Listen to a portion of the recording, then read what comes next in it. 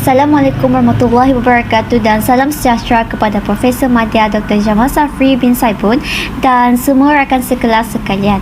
Saya Ardatin Syurgani binti Muhammad Yaakob bersama rakan saya Nurul Najwa binti Aziz pada hari ini akan membuat pembentangan kemahiran yang terakhir dalam kemahiran pengajar mikro, iaitu membuat rumusan dan menutup isi pelajaran. Mari kita sama-sama tumpukan perhatian.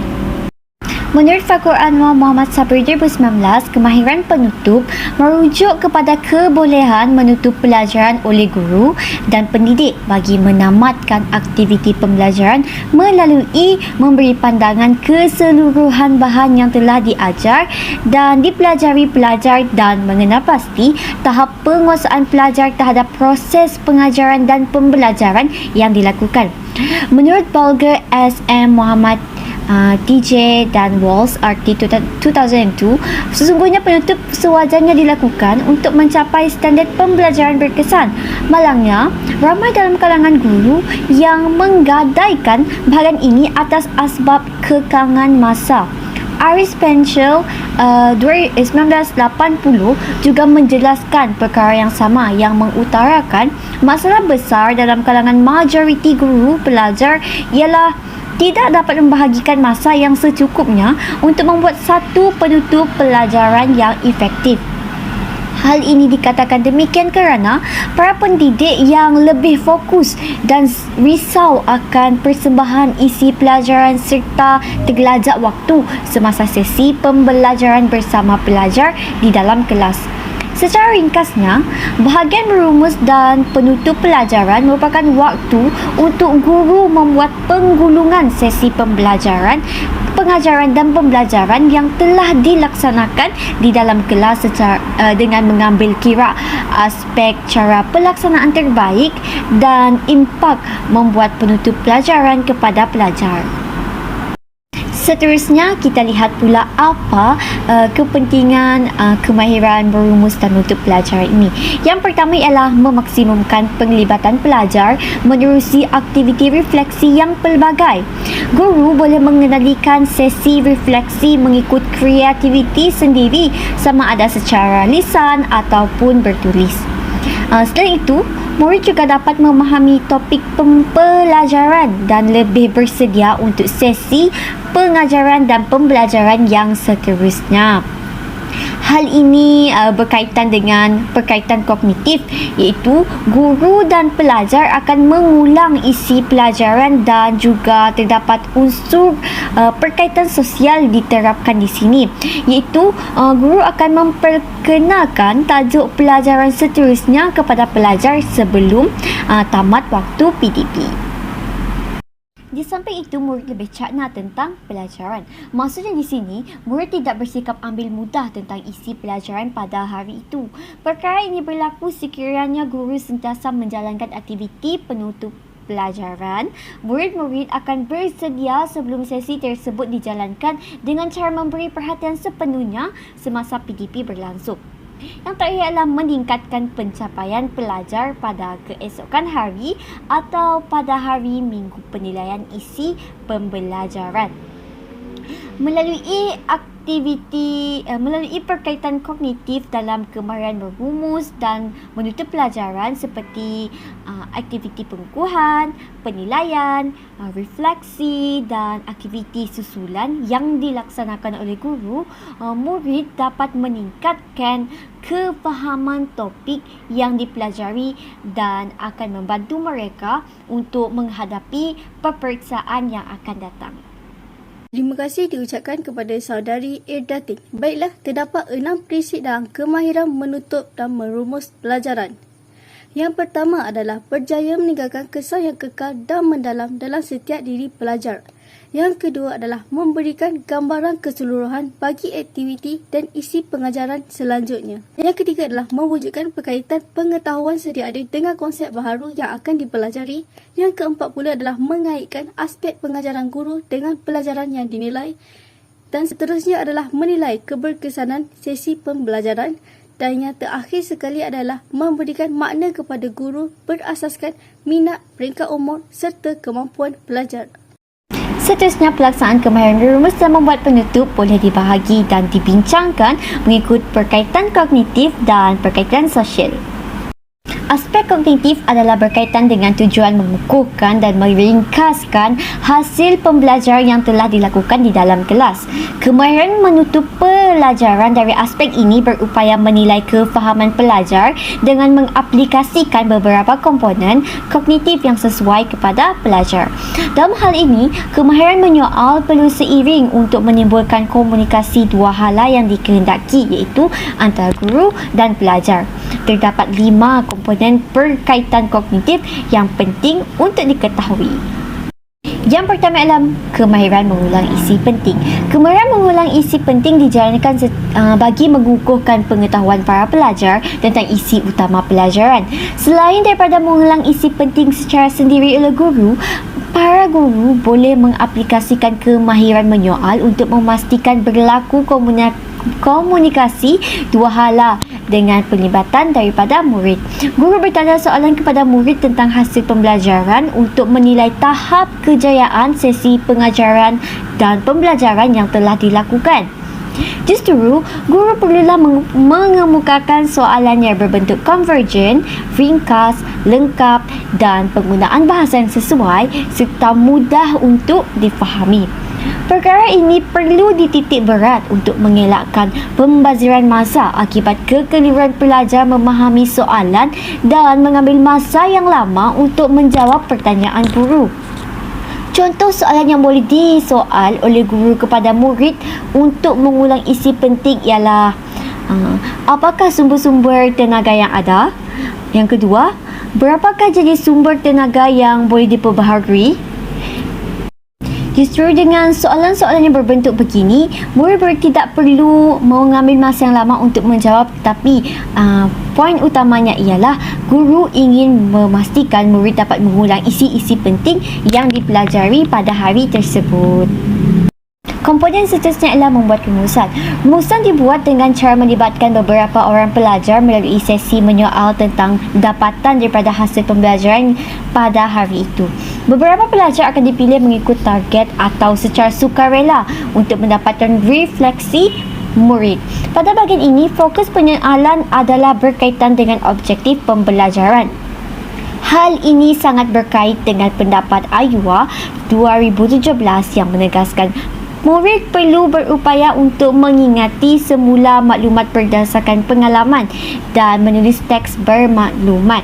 Pendidikan mengingati semula bermaklumat berdasarkan pengalaman jelas menunjukkan kepada aktiviti mengingati semula objektif pembelajaran seperti yang telah diperkenalkan sebelum sesi pembelajaran.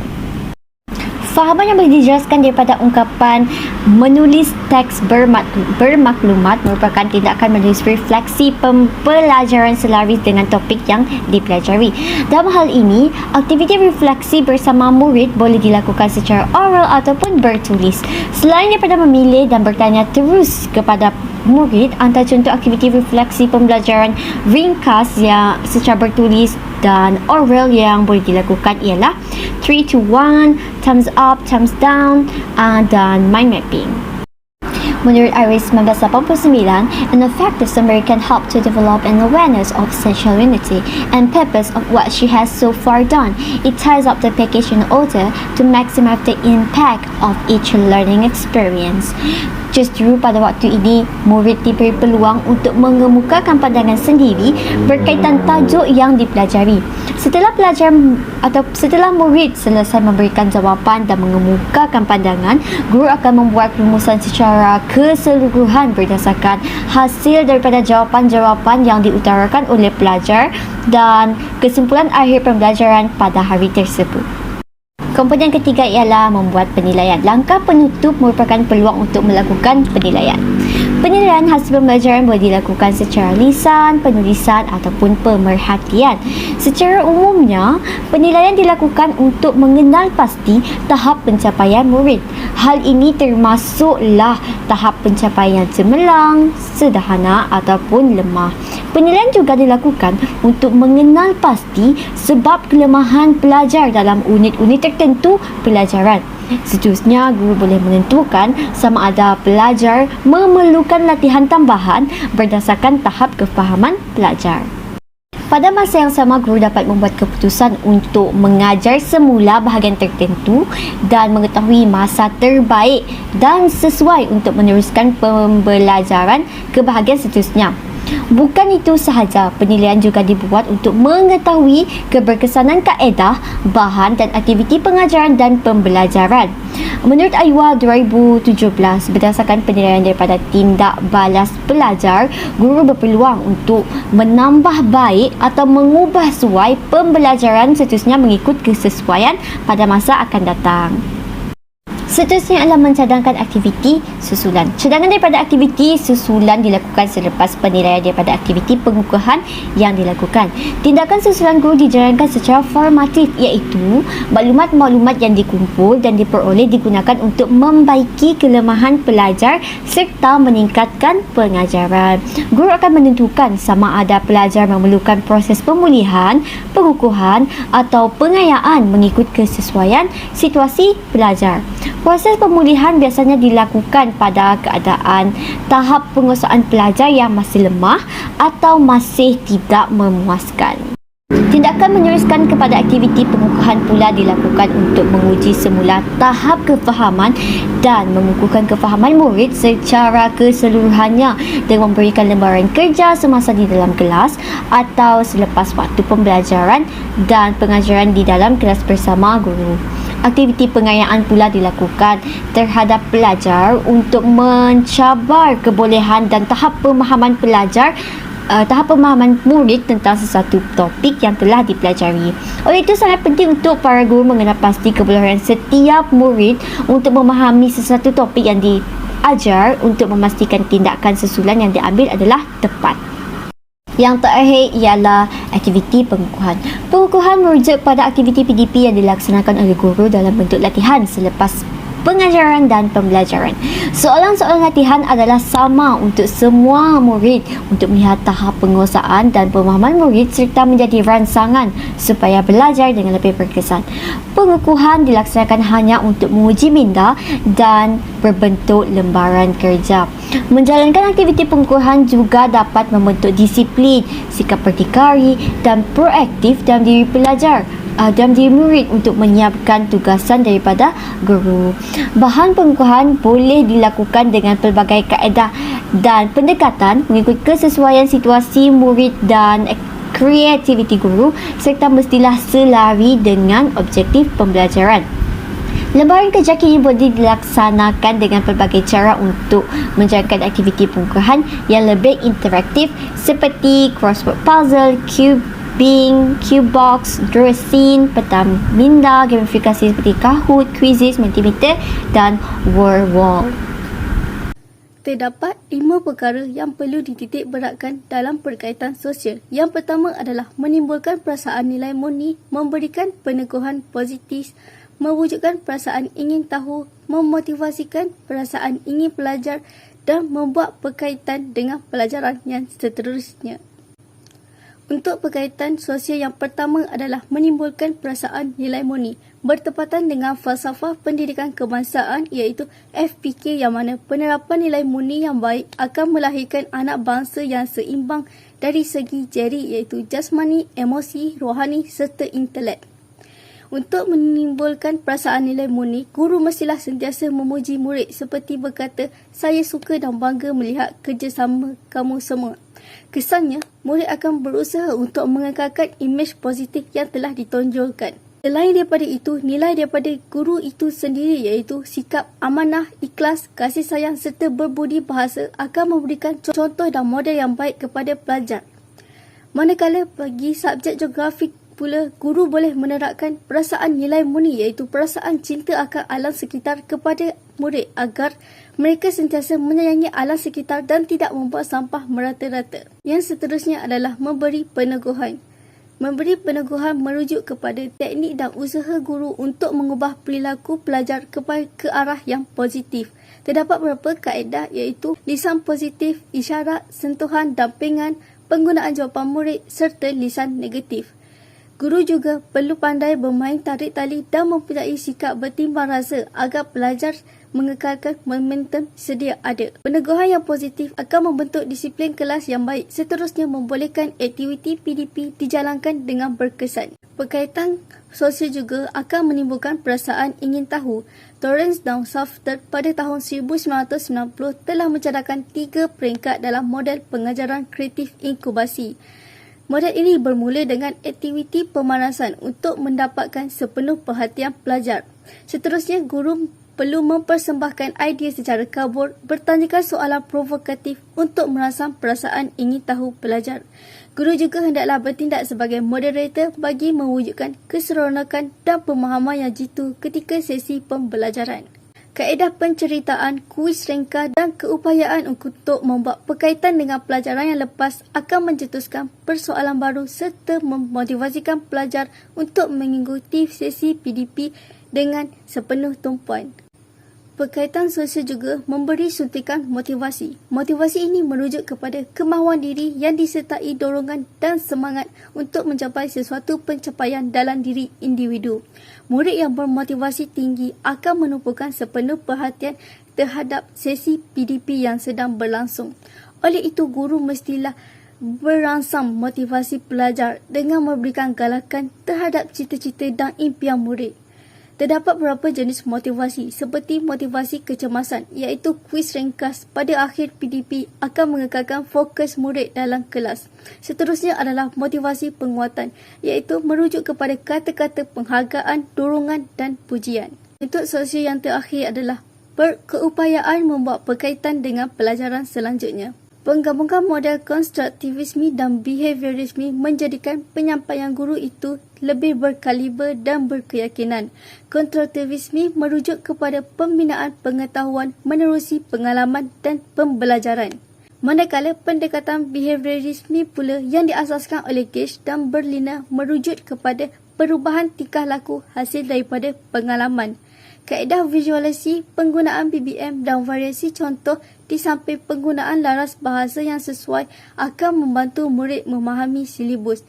Hasil daripada pemahaman yang jitu akan membolehkan murid membina pengetahuan sendiri serta membuat berkaitan dengan konsep baru yang dipelajarinya. Walau bagaimanapun, terdapat kelemahan juga dalam kemahiran merumus dan menutup pengajaran iaitu kemahiran komunikasi yang lemah serta perancangan yang lemah. Kemahiran komunikasi yang lemah merujuk kepada keupayaan guru tersebut untuk menyampaikan sesuatu perkara.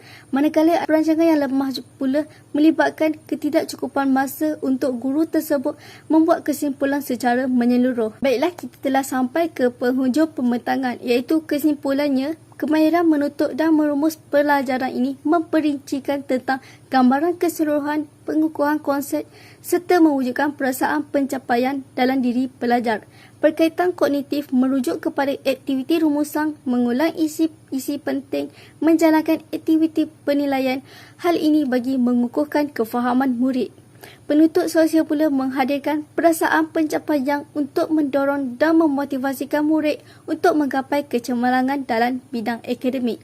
Penutupan pengajaran yang baik akan memberikan kesan yang mendalam khususnya bagi setiap pelajar untuk memacu pencapaian murid ke arah kegemilangan. Sekian sahaja pembentangan daripada kami berdua. Terima kasih di atas perhatian yang diberikan. Sebelum saya mengakhiri pembentangan, bunga dedak di atas para, anak dusun pasang pelita. Andai tersilap tutur bicara, jari disungsung maaf dipinta. Sekian, wabillahi taufiq wal hidayah. Assalamualaikum warahmatullahi wabarakatuh.